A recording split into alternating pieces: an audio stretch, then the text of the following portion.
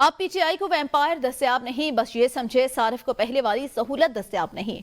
मुस्लिम league नून के मरकजी रहनुमा और साबिक वजीर इत्तलात सेनेटर परवेज रशीद ने BN न्यूज से खुसूसी गुफ्तगू की।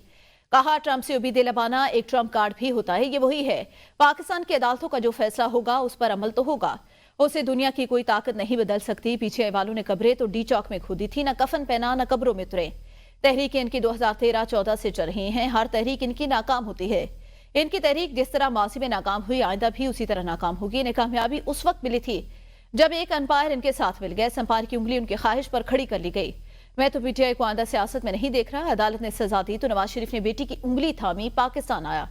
आसिफ अली जरदारी ने तवील तरीन कैद काटी और पाकिस्तान में रहे। मुल्क में आना और मुल्क से जाना तमाम लोगों का मामूल होता है। किसी के मुल्क में आने जाने पे कहानियां बनाना लोगों का काम है, जो सच के करीब से नहीं गुजरते। ये झूठ पहले कई दफा बेनकाब हुआ। उन्होंने मजीद क्या कहा, आपको सुनाते हैं। से उम्मीदें लगाना जो है ना, ये एक ट्रंप कार्ड भी होता है।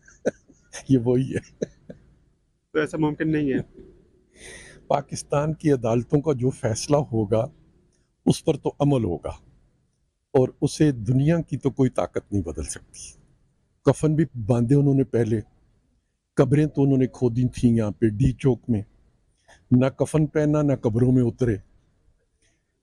तहरीकें उनकी 2013-14 से चल रही हैं। हर तहरीक उनकी नाकाम होती है। आइंदा भी उनकी तहरीक जिस तरह माजी में नाकाम हुई उसी तरह नाकाम होंगी।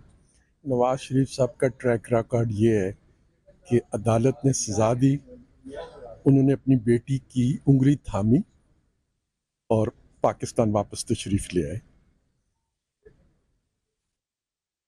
आसिफ साहब जो हैं, पाकिस्तान की तवील तरीन कैद उन्होंने काटी और पाकिस्तान में रहे।